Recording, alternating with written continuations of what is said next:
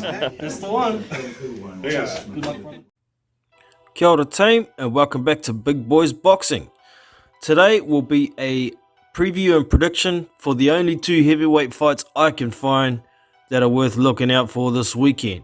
So firstly, it will be Alan Babic v Adam Balski. And after that, we'll look into Zan Kazabutsuki v Johann Dorpa. The best is definitely last. So let's go. So this fight will be broadcast on DAZN on the undercard of Joshua Buatsi v Craig Richards. And we'll start with Alan Babic.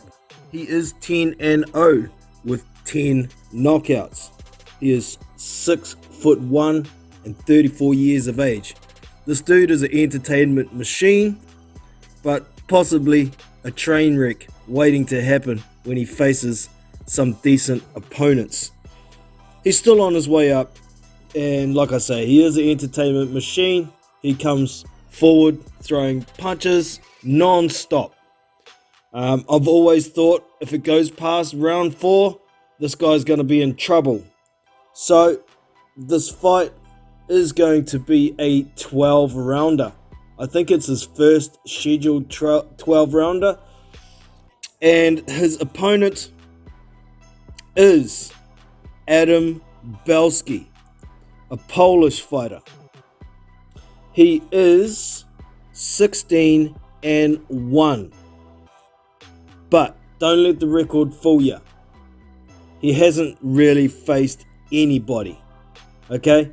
He's fought exclusively in Poland except for his first fight. Now, he is 6'2.5" with a registered reach of 75 inches. Alan Babic had no registered reach, but with the way he fights, his reach doesn't really matter anyway.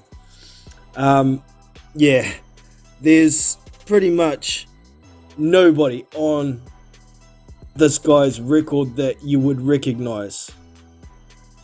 Most of the guys he's fought actually do have winning records, but they're nobody. So, straight up and ending this quickly, this guy's going to get knocked out within 3 rounds for me.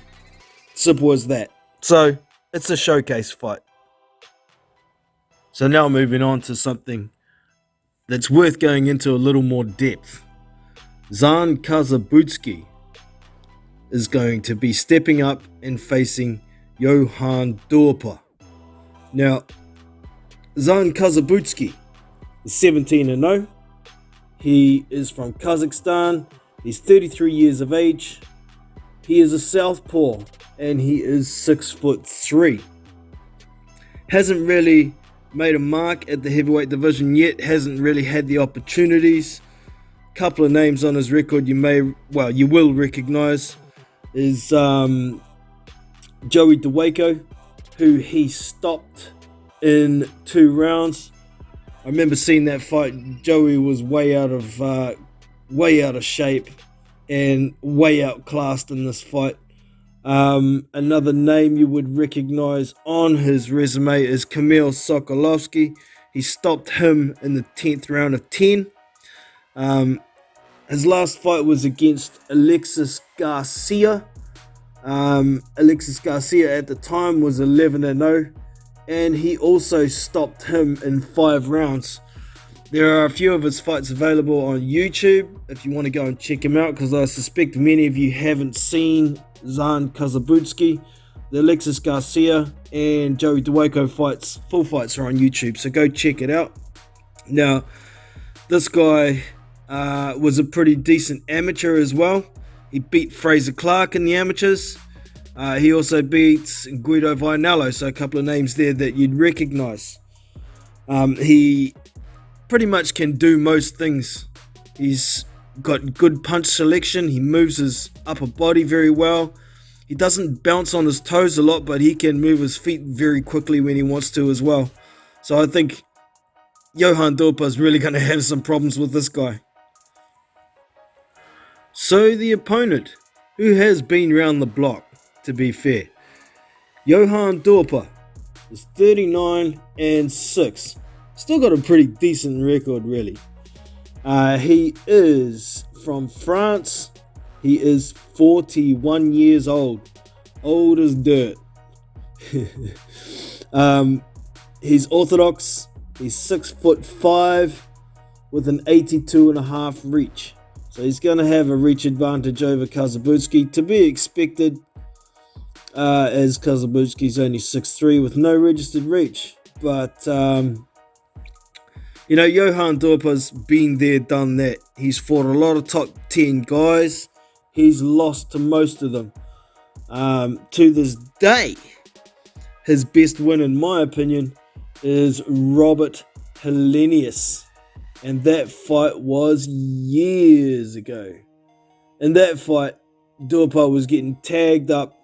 He was getting beat down. And then he landed a sneaky punch and caught Robert Helenius, put Helenius down.